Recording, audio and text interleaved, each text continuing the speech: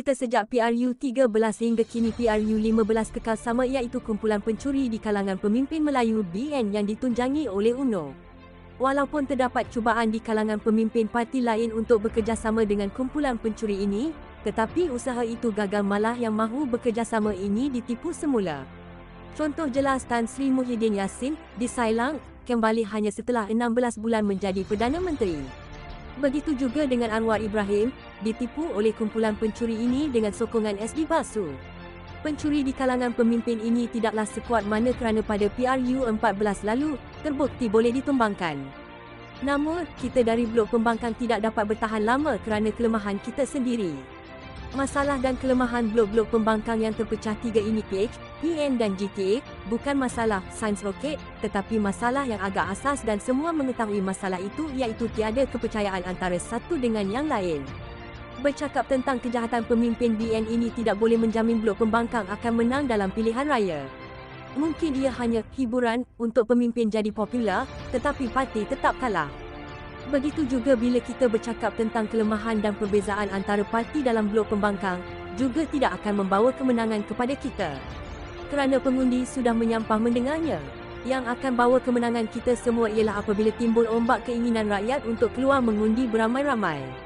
Peratusan keluar mengundi mesti maksimum melebihi 80%. Peratusan keluar mengundi yang tinggi ini akan menjadi virus corona buat BN.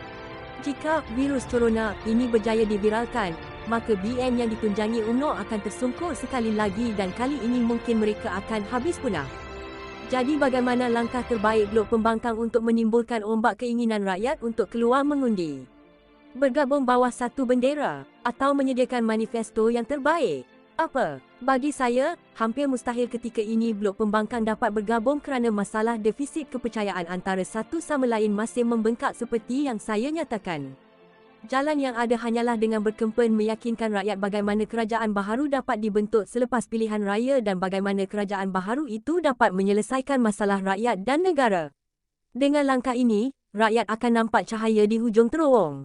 Dan cahaya itu boleh menimbulkan keinginan rakyat untuk menunaikan tanggungjawab dan keluar beramai-ramai membuang undi, undilah siapa pun asal bukan BN. Jika BN tidak cukup kerusi selepas PRU 15 ini, blok-blok pembangkang yang menang boleh menubuhkan sebuah kerajaan yang stabil yang berkonsepkan unity government atau kerajaan perpaduan. Kemungkinan wujudnya kerajaan perpaduan selepas pilihan raya hampir pasti berlaku, suka atau tidak, kerana lanskap politik tanah air telah berubah selepas PRU 14. Apabila tumbangnya BN pada PRU 14, ia menunjukkan tiada lagi mana-mana blok politik yang memiliki sokongan mutlak seperti sebelum ini. Kekuatan PH takkan cukup, PN takkan cukup, apatah lagi GTA. Model parti yang dominan ala UMNO dalam BN tidak boleh wujud lagi dalam mana-mana gabungan yang lain ketika dan selepas ini.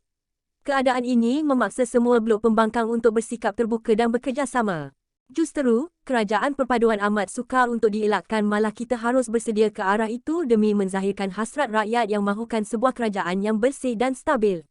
Jerman sejak 2005 hingga 2021 terus stabil dengan kerajaan perpaduan. Di United Kingdom, juga pernah wujud kerajaan perpaduan semasa zaman perang dan ia berjaya. Begitu juga dengan negara Jepun pada 1993, malah di Turki juga pernah wujud kerajaan perpaduan selepas pilihan raya 1961. Banyak lagi negara mempraktikkan konsep ini. Realiti sekarang, jika kita sukar hendak membentuk gabungan sebelum pilihan raya, hakikatnya hampir pasti semua blok pembangkang perlu bekerjasama selepas pilihan raya untuk membentuk sebuah kerajaan perpaduan yang bersih dan stabil. Berbincang untuk berkongsi kuasa setelah menang lebih efektif daripada berbincang dalam keadaan semua tiada kuasa.